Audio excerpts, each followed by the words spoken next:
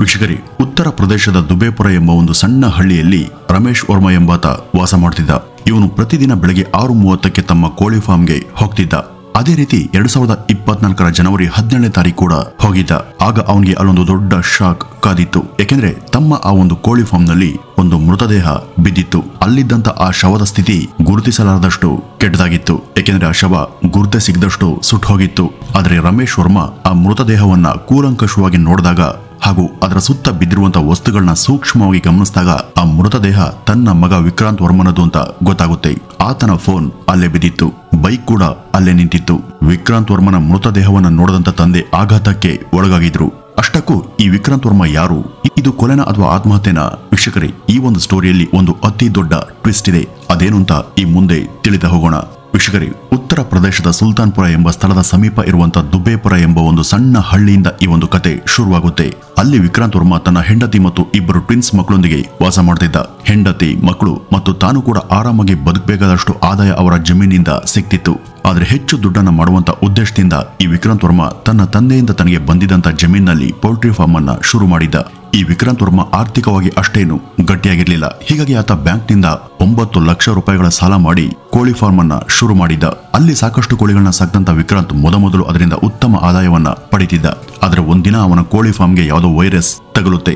ಇದರಿಂದಾಗಿ ಅವನ ಎಲ್ಲಾ ಕೋಳಿಗಳು ಸಾಯ್ತವೆ. ಈ ವಿಕ್ರಾಂತ್ಗೆ ದೊಡ್ಡ ನಷ್ಟ ಉಂಟಾಗುತ್ತೆ. ಆದ್ರೆ ಅವನು ಸಾಲವನ್ನ ಮರುಪಾವತಿ ಮಾಡಲೇಬೇಕಿತ್ತು. ಆದ್ರೆ ಕೋಳಿಗಳೆಲ್ಲ ಸತ್ತು ಇಡೀ ಕೋಳಿ ಫಾರ್ಮ್ ಖಾಲಿ ಆದಾಗ ಆತನಿಗೆ ಸಾಲದ ಕಂತು ಕಟ್ಟುವಷ್ಟು ಮತ್ಯಾವ ಸಂಪಾದನೆ ಕೂಡ ಇರಲಿಲ್ಲ. ಹೀಗಾಗಿ ದೆಹಲಿಗೆ ಹೋಗಿ ಫ್ಯಾಕ್ಟರಿಗಳಲ್ಲಿ ದುಡಿದು ಸ್ವಲ್ಪ ದುಡ್ಡನ್ನ ಮಾಡಿಕೊಂಡು ವಾಪಸ್ ತಮ್ಮ ಊರಿಗೆ ಬಂದು ಮತ್ತೆ ಕೋಳಿ ಫಾರ್ಮ್ ಅನ್ನ ಈತ ಶುರು ಮಾಡಬೇಕು. ಅದರಿಂದ ಬಂದ ಆದಾಯದಲ್ಲಿ ಸಾಲದ ಕಂತನ್ನ ಕಟ್ಟಬೇಕು ಅಂತ ನಿರ್ಧರಿಸಿದ. ಅದರಂತೆ ಅವನು ದೆಹಲಿಗೆ ಹೋದನಾದ್ರೂ ಕೆಲವೇ ದಿನಗಳಲ್ಲಿ ಅಂದ್ರೆ 2024ರ ಜನವರಿ 15ನೇ ತಾರೀಕು ಮತ್ತೆ ತಮ್ಮ ಹಳ್ಳಿಗೆ ವಾಪಸ್ ಬಂದಿದ್ದ. ಬಂದಾಗ ಅವನು ತುಂಬಾ ಬೇಸರದಲ್ಲಿದ್ದ. ಯಾರೊಂದಿಗೆ ಹೆಚ್ಚು ಮಾತನಾಡಿಲ್ಲ. ಹೆಂಡತಿ ಮುಂದೆ ಕೂಡ ಏನನ್ನೂ ಹೇಳಲಿಲ್ಲ. ಅವತ್ತು ಸಾಯಂಕಾಲ ಸುಮಾರು 6:30 ಗಂಟೆಗೆ ತಮ್ಮ ಗೆಳೆಯರೊಂದಿಗೆ ಆತ ಸುತ್ತಾಡೋದಕ್ಕೆ ಹೊರಟಿದ್ದ. ಆ ರೀತಿ ಹೋದವನು ರಾತ್ರಿ ಎಷ್ಟು ಹೊತ್ತಾದ್ರೂ ಕೂಡ ಮರಳಿ ಬರ್ಲಿಲ್ಲ. ಅವನ ಹೆಂಡತಿ ಆತನಿಗೆ ಫೋನ್ ಮಾಡೋದಕ್ಕೆ ಪ್ರಯತ್ನ ಪಟ್ಟಳಾದ್ರೂ ಈ ವಿಕ್ರಾಂತ್ ಫೋನ್ ಅನ್ನ ರಿಸೀವ್ ಮಾಡಲಿಲ್ಲ. ಆಗ ಆಕೆ ತಮ್ಮ ಮಾವನಿಗೆ ವಿಷಯವನ್ನ ತಿಳಿಸಿದ್ಲು. ಅವರು ತಮ್ಮ ಮಗನಿಗೆ ಫೋನ್ ಮಾಡದಾರಾದ್ರೂ ಅವರ ಫೋನ್ ಕೂಡ ಈ ವಿಕ್ರಾಂತ್ ಪಿಕ್ ಮಾಡಲಿಲ್ಲ. ಎಲ್ಲೋ ಗೆಳೆಯರೊಂದಿಗೆ ಕುಳಿತಿರಬಹುದು, ಆಮೇಲೆ ಬರ್ತಾನೆ ಬಿಡು ಅಂತ ಅವರು ಹೇಳಿ ಮಲಗೋದ್ರು. ಆದ್ರೆ ಬೆಳಗ್ಗೆ ಆದ್ರೂ ಕೂಡ ವಿಕ್ರಾಂತ್ ಮನೆಗೆ ಬಂದಿರಲಿಲ್ಲ. ನಂತರ ಕೋಳಿ ಫಾರ್ಮ್ ಇದ್ದಂತ ಜಮೀನಿಗೆ ಹೋದಂತ ವಿಕ್ರಾಂತ್ ತಂದೆ ರಮೇಶ್ ವರ್ಮಾಗೆ ಅಲ್ಲಿ ಈ ಸುಟ್ಟ ದೇಹ ಕಾಣಿಸಿತ್ತು. ಅಲ್ಲಿದ್ದ ವಸ್ತುಗಳ ಆಧಾರದ ಮೇಲೆ ಅದು ತಮ್ಮ ಮಗನೇ ಅಂತ ಗೆಸ್ ಮಾಡದಂತ ಅವರು ಪೊಲೀಸರಿಗೆ ಸುದ್ದಿಯನ್ನ ಮುಟ್ಟಿಸಿದ್ರು. ಮೃತದೇಹ ಅತ್ಯಂತ ಕೆಟ್ಟ ಸ್ಥಿತಿಯಲ್ಲಿ ಇತ್ತು. ಮುಖ ಗುರುತಿಸಲಾರದಷ್ಟು ವಿಕಾರಗೊಂಡಿತ್ತು. ಸುಮಾರು 9 ಗಂಟೆ ಅಲ್ಲಿಗೆ ಬಂದಂತ ಪೊಲೀಸರು ಸ್ಥಳ ಪರಿಶೀಲನೆ ಮಾಡಿ ಶವವನ್ನ ಮರಣೋತ್ತರ ಪರೀಕ್ಷೆಗೆ ಕಳುಹಿಸ್ತಾರೆ. ಪೊಲೀಸರ ಜೊತೆಗೆ ಅಲ್ಲಿಗೆ ಬಂದಿದ್ದಂತ ಫೋರೆನ್ಸಿಕ್ ತಂಡದವರಿಗೆ ಅಲ್ಲಿ ಹೆಚ್ಚು ಕ್ಲೂ ಸಿಗ್ಲಿಲ್ಲ. ಆದ್ರೆ ಮರಣೋತ್ತರ ಪರೀಕ್ಷೆ ವರದಿ ಬಂದ ಮೇಲೆ ಕೇಸಿನ ದಿಕ್ಕೇ ಬದಲಾಗಿತ್ತು. ಆ ಒಂದು ವರದಿ ಪ್ರಕಾರ ದೇಹ ಸುಟ್ಟು ಹೋಗಿರೋದ್ರಿಂದನೇ ಅವರ ಸಾವು ಆಗಿತ್ತು. ಸಾಯುವಂತ ಮೊದಲು ಆತ ಸಾಕಷ್ಟು ಕುಡಿದಿದ್ದ. ಆತನ ವಯಸ್ಸು ಸುಮಾರು 60 ವರ್ಷ ಅಂತ ಅಲ್ಲಿ ದಾಖಲಾಗಿತ್ತು. ಆದ್ರೆ ವಿಕ್ರಾಂತ್ ವರ್ಮಾಗೆ ಅಷ್ಟು ವಯಸ್ಸಾಗಿರಲಿಲ್ಲ. ಆದ್ರೆ ಪೊಲೀಸರು ಏನೋ ವಯಸ್ಸು ಹೆಚ್ಚು ಕಡಿಮೆ ಆಗಿರಬಹುದು ಅಂತ ನಿರ್ಲಕ್ಷ್ಯ ಮಾಡಿದ್ರು.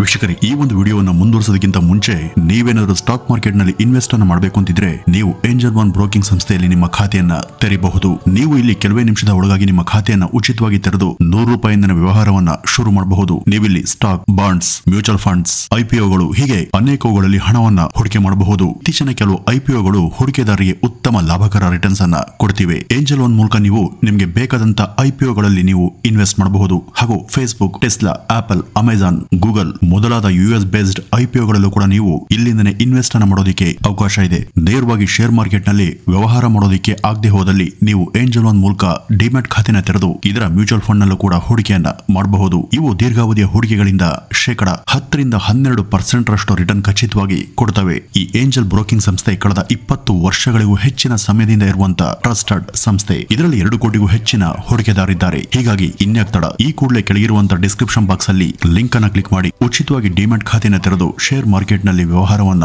ಶುರು ಮಾಡಿ. ಈ ಬಗ್ಗೆ ವಿಕ್ರಾಂತ್ನ ತಂದೆ ತಕರಾರು ತೆಗೆದ್ರು ಪೊಲೀಸರು ಮಗನ ಸಾವಿನ ದುಃಖದಲ್ಲಿ ಏನೇನೋ ಹೇಳ್ತಿದ್ದಾರೆ ಅಂತ ಭಾವಿಸಿ ಅವರ ಮಾತನ್ನ ಕೇಳಲಿಲ್ಲ. ಆದ್ರೆ ವರದಿಯಲ್ಲಿ ಆತ ಸಾಕಷ್ಟು ಕುಡಿದಿದ್ದಂತ ಗೊತ್ತಾದ ಮೇಲೆ ರಮೇಶ್ ವರ್ಮಾ ಮತ್ತೆ ಪೊಲೀಸರಲ್ಲಿ ಬಂದು ನನ್ ಮಗ ಕುಡಿತಾ ಇರ್ಲಿಲ್ಲ, ಇದು ಖಂಡಿತ ನನ್ನ ಮಗನ ಶವ ಆಗಿರ್ಲಿಕ್ಕಿಲ್ಲ, ಮೇಲಾಗಿ ಅವನು ಆತ್ಮಹತ್ಯೆಯನ್ನ ಮಾಡ್ಕೊಳ್ಳೋದಿಲ್ಲ, ಇದು ಕೊಲೆನೇ ಆಗಿದೆ, ದಯವಿಟ್ಟು ತನಿಖೆ ಮಾಡಿ ಅಂತ ದುಬಾಲ್ ಬಿದ್ರು. ಆದ್ರೆ ಅದು ಕೊಲೆ ಅಂತಾಗ್ಲಿ ಅದು ಯಾರ ಶವ ಅಂತಾಗ್ಲಿ ಪೊಲೀಸರಿಗೆ ಕೆಲವು ದಿನ ಗೊತ್ತಾಗ್ಲಿಲ್ಲ. ನಂತರ ಅವರು ಈ ಒಂದು ಗ್ರಾಮದಲ್ಲಿ ಈ ಒಂದು ಪ್ರಕರಣದ ಬಗ್ಗೆ ಯಾರಿಗಾದ್ರೂ ಮಾಹಿತಿ ಇದ್ರೆ ಅವ್ರು ಬಂದು ಪೊಲೀಸರಿಗೆ ತಿಳಿಸ್ಬೇಕು, ಅದಕ್ಕೆ ಪ್ರತಿಯಾಗಿ ಬಹುಮಾನ ಕೊಡಲಾಗುತ್ತೆ ಅಂತ ಘೋಷಣೆ ಮಾಡ್ತಾರೆ. ಆಗ ಅದೇ ಗ್ರಾಮದ ವ್ಯಕ್ತಿಯೊಬ್ಬರು ಪೊಲೀಸರ ಬಳಿ ಬಂದು ಈ ವಿಕ್ರಾಂತ್ ವರ್ಮಾ ಈಗಲೂ ಕೂಡ ಒಬ್ಬರ ಜೊತೆ ಪ್ರತಿದಿನ ಮಾತನಾಡ್ತಿದ್ದಾನೆ ಅಂತ ಹೇಳಿದ್ರು. ವಿಕ್ರಾಂತ್ ವರ್ಮಾ ಈಗಾಗಲೇ ಸತ್ತಿದ್ದಾನೆ ಅಂತ ಪೊಲೀಸರು ಭಾವಿಸಿದ್ರು. ಆದ್ರೆ ಈ ವ್ಯಕ್ತಿ ಹೀಗೆ ಹೇಳಿದಾಗ ಅವರು ನಂಬಲಿಲ್ಲ. ನಂತರ ಆತ ಹೇಳಿದಂತ ವ್ಯಕ್ತಿಯನ್ನ ಠಾಣೆಗೆ ಕರೆತಂದು ವಿಚಾರಣೆ ಮಾಡಿದಾಗ ಸತ್ಯ ಗೊತ್ತಾಗುತ್ತೆ. ಅವನಿಂದ ವಿಕ್ರಾಂತ್ ನಂಬರ್ ಪಡೆದು ಅದನ್ನ ಟ್ರೇಸ್ ಮಾಡಿದಾಗ ಅದು ಪಾಣಿಪತ್ನ ಒಂದು ಸ್ಥಳದಲ್ಲಿ ಇರೋದು ಗೊತ್ತಾಗುತ್ತೆ.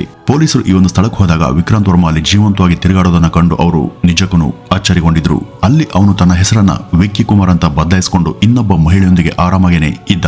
ಹಾಗಿದ್ರೆ ಕೋಳಿ ಫಾರ್ಮ್ ನಲ್ಲಿ ಸಿಕ್ಕಂತ ಆ ಬಾಡಿ ಯಾರದು ಎಂಬ ಪ್ರಶ್ನೆ ಈಗ ಎದುರಾಯಿತು. ನಂತರ ಪೊಲೀಸರು ಈ ವಿಕ್ರಾಂತ್ ವರ್ಮನನ್ನ ಬಂಧಿಸಿ ವಿಚಾರಣೆ ಮಾಡಿದಾಗ ವಿಕ್ರಾಂತ್ ವರ್ಮಾ ಸಾಲದಲ್ಲಿ ಮುಳುಗದಂತ ಕಥೆಯನ್ನ ಹೇಳಿದ್ದ. ಜೊತೆಗೆ ಆತ ತನಗೆ ಹೆಂಡತಿ ಇದ್ರೂ ಕೂಡ ಬೇರೊಬ್ಬರನ್ನ ಪ್ರೀತಿಸ್ತಾ ಇದ್ದಂತ ವಿಷಯವನ್ನ ಹೇಳಿದ್ದ. ತಾನು ಮಾಡದಂತ ಸಾಲದಿಂದ ಹೊರ ಬರಬೇಕು ಮತ್ತೆ ನಾನು ಪ್ರೀತಿ ಮಾಡ್ತಾರೋಳ ಜೊತೆ ಸೆಟಲ್ ಆಗ್ಬೇಕು ಅಂತ ಅವನು ಅಂದ್ಕೊಂಡಿದ್ದ. ಈ ವಿಕ್ರಾಂತ್ ವರ್ಮಾ ಕೆಲಸಕ್ಕಾಗಿ ದೆಹಲಿಗೆ ಹೋದಾಗ ಅಲ್ಲಿ ಒಂದು ಕಾರ್ಖಾನೆಯಲ್ಲಿ ತನ್ನ ಜೊತೆ ಕೆಲಸ ಮಾಡ್ತಿದ್ದಂತ ಇಬ್ಬರನ್ನ ಪರಿಚಯ ಮಾಡ್ಕೊಂಡಿದ್ದ. ಒಬ್ಬನ ಹೆಸರು ಶಕ್ತಿಮಾನ್ ಕುಮಾರ್, ಇನ್ನೊಬ್ಬನ ಹೆಸರು ಅನುಷ್ ಸಾಹೋ. ಈ ವಿಕ್ರಾಂತ್ ವರ್ಮಾ ಯಾವುದೋ ಒಂದು ವಿಷಯದ ಬಗ್ಗೆ ತುಂಬಾ ದುಃಖಿತನಾಗಿದ್ದಾನೆ ಅಂತ ಅವರಿಬ್ಬರಿಗೆ ಅನಿಸ್ತು. ಈ ಬಗ್ಗೆ ಅವರು ಒಂದಿನ ಈ ವಿಕ್ರಾಂತ್ ಬಳಿ ವಿಚಾರಿಸಿದಾಗ ಅವನು ತಾನು ಸಾಲ ಮಾಡಿಕೊಂಡಿರೋ ಬಗ್ಗೆ ಹಾಗೂ ಪಾಣಿಪತ್ನಲ್ಲಿ ಒಬ್ಬ ಮಹಿಳೆಯನ್ನ ಪ್ರೀತಿಸ್ತಿರೋ ಬಗ್ಗೆ ಹೇಳಿದ್ದ. ಈ ಎಲ್ಲಾ ವಿಷಯಗಳನ್ನ ಕೇಳದಂತ ಅವನ ಸ್ನೇಹಿತರು ಅವನಿಗೆ ಒಂದು ಸಲಹೆಯನ್ನ ಕೊಟ್ಟಿದ್ರು. ಈ ಒಂದು ಸಲಹೆನೇ ಭವಿಷ್ಯದಲ್ಲಿ ಒಂದು ದೊಡ್ಡ ಕ್ರೈಮ್ ಕತೆ ಆಗಲಿತ್ತು. ಈ ವಿಕ್ರಾಂತ್ ವರ್ಮಾ ತಾನು ಸತ್ತಾಗೆ ಈ ಜಗತ್ತಿಗೆ ತೋರಿಸೋದು ಅವರ ಸಲಹೆಯಾಗಿತ್ತು. ಈತ ತನ್ನ ಪ್ರಾಣವನ್ನ ತಾನೇ ಕಳೆದುಕೊಂಡ ಹಾಗೆ ಸೀನ್ ಕ್ರಿಯೇಟ್ ಮಾಡಬೇಕು, ಆಗ ಎಲ್ಲರೂ ಕೂಡ ಸತ್ತಿದ್ದಾನೆ ಅಂತ ಭಾವಿಸ್ತಾರೆ. ನಂತರ ಬ್ಯಾಂಕ್ನವರಿಂದ ಸಾಲದ ಕಾಟ ತಪ್ಪುತ್ತೆ. ಆಮೇಲೆ ಪ್ರೀತಿ ಮಾಡದಕ್ಕೆ ಜೊತೆ ಬಾಳೋದಕ್ಕೆ ಮನೆಯವರ ಅಡೆತಡೆ ಕೂಡ ಇರೋದಿಲ್ಲ ಅಂತ ಭಾವಿಸಿದ್ರು. ಆರಾಮಾಗಿ ಲೈಫ್ ಕಳಿಬಹುದು ಎಂಬುದು ಅವರ ಪ್ಲಾನ್ ಆಗಿತ್ತು. ಈ ಒಂದು ಯೋಜನೆಯನ್ನ ಕಾರ್ಯಗತಗೊಳಿಸೋದಿಕ್ಕೆ ಅವರು 2024 ಮತ್ತು ಜನವರಿ 15ನೇ ತಾರೀಕು ಆ ಹಳ್ಳಿಗೆ ಬಂದಿದ್ರು. ನಂತರ ಈ ವಿಕ್ರಾಂತ್ ವರ್ಮಾ ತನ್ನ ಕೋಳಿ ಫಾರ್ಮ್ನಲ್ಲಿಯೇ ತನ್ನ ಇಬ್ಬರು ಸ್ನೇಹಿತರಿಗೆ ಉಳಿದುಕೊಳ್ಳೋದಕ್ಕೆ ವ್ಯವಸ್ಥೆ ಮಾಡಿದ್ದ. ಅಲ್ಲಿ ಅವರನ್ನ ಇರಿಸಿ ತಾನು ಮನೆಗೆ ಬಂದಿದ್ದ. ಮನೆಯಲ್ಲಿ ಉದ್ದೇಶ ಪೂರ್ವಕವಾಗಿ ತಾನು ತುಂಬಾ ದುಃಖಿತನಾಗಿದ್ದೇನೆ, ಖಿನ್ನನಾಗ್ತಿದ್ದೇನೆ, ಮನಸ್ಸು ಸರಿಯಿಲ್ಲ ಎಂಬಂತೆ ನಾಟಕವನ್ನ ಮಾಡ್ತಾನೆ. ಅವನು ಮಾನಸಿಕವಾಗಿ ನೊಂದಿರುವ ಸಂಗತಿಯನ್ನ ಅವನ ಹೆಂಡತಿ ನೋಟಿಸ್ ಕೂಡ ಮಾಡಿದ್ಲು. ನಂತರ ಸಂಜೆ 6:30 ಸುಮಾರಿಗೆ ಕೋಳಿ ಫಾರ್ಮ್ಗೆ ಬರುವ ಅವನು ಅಲ್ಲಿದ್ದಂತ ತನ್ನ ಸ್ನೇಹಿತರನ್ನ ಕರೆದುಕೊಂಡು ಒಂದು ಬಾರ್ಗೆ ಹೋಗಿದ್ದ. ಅಲ್ಲಿ ತುಂಬಾ ಕುಡಿದಂತ ವ್ಯಕ್ತಿಯನ್ನ ಹುಡುಕೋದು ಅವರ ಉದ್ದೇಶ ಆಗಿತ್ತು. ತುಂಬಾ ಹೊತ್ತು ಕಾಯ್ದ ನಂತರ ಒಬ್ಬ 60ರ ಆಸುಪಾಸಿನ ವ್ಯಕ್ತಿ ತುಂಬಾ ಕುಡಿದು ನಶೆಯಲ್ಲಿ ತೇಲಾಡ್ತಿರೋದು ಅವರ ಗಮನಕ್ಕೆ ಬಂದಿತ್ತು. ಅವನನ್ನ ಮಾತನಾಡಿಸಿ ಅವನಿಗೆ ಮತ್ತಷ್ಟು ಕುಡಿಸಿ ತಮ್ಮ ಕೋಳಿ ಫಾರ್ಮ್ಗೆ ಕರೆತರ್ತಾರೆ. ಅಲ್ಲಿಗೆ ಹೋದ ನಂತರ ವಿಕ್ರಾಂತ್ ತನ್ನ ಬಟ್ಟೆ, ವಾಚ್ ಇತ್ಯಾದಿಗಳನ್ನ ಅವನಿಗೆ ತೊಡಿಸಿದ್ದ. ನಂತರ ಮೈ ಮೇಲೆ ಪ್ರಜ್ಞೆ ಇರದಂತ ಅವನ ಮೇಲೆ ಪೆಟ್ರೋಲ್ ಸುರಿದು ಬೆಂಕಿ ಹಚ್ಚಿದ್ರು. ವೀಕ್ಷಕರೇ, 9 ಲಕ್ಷ ಸಾಲಕ್ಕಾಗಿ ಮತ್ತೆ ಪ್ರೀತಿ ಮಾಡದಾಕೆ ಜೊತೆ ಇರುವಂತ ಸಲುವಾಗಿ ಅವರು ಇನ್ನೊಬ್ಬ ಅಮಾಯಕನನ್ನ ಜೀವಂತವಾಗಿ ಸುಟ್ಟು ಹಾಕಿದ್ರು. ಸ್ಥಳದಲ್ಲೇ ಸತ್ತ ಅವನ ಬಾಡಿಯನ್ನ ಅಲ್ಲೇ ಬಿಟ್ಟು ಮೂವರು ರಾತ್ರೋರಾತ್ರಿ ಪರಾರಿಯಾಗಿದ್ರು. ಬ್ಯಾಂಕಿನವರ ಕಾಟದ ಜೊತೆಗೆ ಮನೆಯವರ ಸಂಬಂಧದಿಂದನೂ ಕೂಡ ಕೈ ತೊಳೆದುಕೊಳ್ಳುವಂತ ಅವನ ಉದ್ದೇಶ ಈಡೇರಿತ್ತು. ನಾನು ಸ್ವತಂತ್ರನಾದ ಎಂಬ ಖುಷಿಯಲ್ಲಿ ಪಾಣಿಪತ್ಗೆ ಹೋಗಿ ಅಲ್ಲಿ ತನ್ನನ್ನು ತಾನು ವಿಕ್ಕಿ ಕುಮಾರ್ ಅಂತ ಹೇಳ್ಕೊಂಡು ತಾನು ಪ್ರೀತಿ ಮಾಡದಾಕೆ ಜೊತೆ ವಾಸ ಮಾಡೋದಕ್ಕೆ ಶುರು ಮಾಡಿದ್ದ. ನಂತರ ಪೊಲೀಸರು ಮೂವರನ್ನ ಬಂಧಿಸಿ ತಂದು ನೀವು ಸುಟ್ಟಂತ ಶವ ಯಾರದು ಅಂತ ಕೇಳಿದಾಗ ಅವ್ರಿಗೆ ಆ ಬಗ್ಗೆ ಗೊತ್ತೇ ಇರಲಿಲ್ಲ. ಅವನ ಹೆಸರನ್ನು ಕೂಡ ಅವರು ಕೇಳಿರ್ಲಿಲ್ಲ. ಕೈಗೆ ಸಿಕ್ಕಂತ ಯಾರೋ ಒಬ್ಬನ್ ತಂದು ಸುಟ್ಟು ಹಾಕೋದು ಅವರ ಉದ್ದೇಶ ಆಗಿತ್ತು. ಹಾಗೇನೆ ಅಲ್ಲಿ ಸಿಕ್ಕಂತ 60 ವರ್ಷ ವಯಸ್ಸಿನ ಆ ವ್ಯಕ್ತಿಯನ್ನ ಕರೆತಂದು ಸುಟ್ಟು ಹಾಕಿದ್ರು. ಪೊಲೀಸರು ಸುತ್ತಮುತ್ತಲ ಊರುಗಳಲ್ಲಿ ವಿಚಾರಣೆ ಮಾಡಿದಾಗ ಅಯೋಧ್ಯ ಸಮೀಪ ಋತ್ವ ಅಂತ ಒಂದು ಗ್ರಾಮ ಇತ್ತು. ಅಲ್ಲಿ ದ್ವಾರಕನಾಥ್ ಶುಕ್ಲಾ ಎಂಬ ವ್ಯಕ್ತಿ ಅವತ್ತಿನನೇ ನಾಪತ್ತೆಯಾಗಿದ್ದಾರೆ ಅಂತ ಗೊತ್ತಾಯ್ತು. ಅವ್ರ ವಯಸ್ಸು ಕೂಡ 60ರ ಆಸುಪಾಸಲ್ಲಿತ್ತು. ಅಲ್ಲಿಗೆ ದ್ವಾರಕನಾಥ್ ಶುಕ್ಲಾರನ್ನೇ ಇವರು ಕುಡಿಸಿ ಕೊಂದಿರೋದು ಅಂತ ಖಚಿತ ಆಯ್ತು. ಅವರ ಮನೆಯಿಂದ ಅವರ ಒಂದು ಫೋಟೋವನ್ನು ತರಿಸಿ ತೋರಿಸಿದಾಗ ಈ ಮೂವರು ಕೂಡ ತಾವು ಕೊಂದದ್ದು ಇವರನ್ನೇ ಅಂತ ಒಪ್ಕೊಂಡ್ರು. ವೀಕ್ಷಕರೇ, ಸಾಲದ ಕಾಟವನ್ನು ತಪ್ಪಿಸ್ಕೊಳ್ಳೋದಿಕ್ಕೆ, ಅನೈತಿಕ ಸಂಬಂಧವನ್ನು ಮುಂದುವರಿಸೋದಕ್ಕೆ ಅವನು ಸ್ವಂತ ತಂದೆ, ಕಟ್ಕೊಂಡಂತ ಹೆಂಡತಿ, ಇಬ್ಬರು ಮುದ್ದಾದ ಮಕ್ಕಳು ಇವರೆಲ್ಲರ ಸಂಬಂಧವನ್ನು ಕಡಿದುಕೊಳ್ಳೋದಿಕ್ಕೆ ತಯಾರಿದ್ದ. ಅದಕ್ಕಿಂತ ಹೆಚ್ಚಾಗಿ ಏನು ಕೂಡ ತಪ್ಪನ್ನ ಮಾಡದಂತ 60 ವರ್ಷ ವ್ಯಕ್ತಿಯನ್ನ ಅಮಾನುಷವಾಗಿ ಜೀವಂತವಾಗಿ ಸುಟ್ಟು ಹಾಕಿದ್ದ.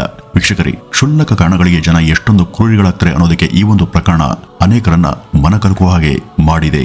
ಇನ್ನು ಈ ಒಂದು ಘಟನೆ ಬಗ್ಗೆ ನಿಮ್ಮ ಅಭಿಪ್ರಾಯವನ್ನ ಕಮೆಂಟ್ನ ಮೂಲಕ ಹಂಚಿಕೊಳ್ಳಿ ಅಂತ ಹೇಳ್ತಾ ಈ ಒಂದು ವಿಡಿಯೋವನ್ನ ಇಲ್ಲಿಗೆ ಮುಗಿಸೋಣ. ನಮಸ್ಕಾರ.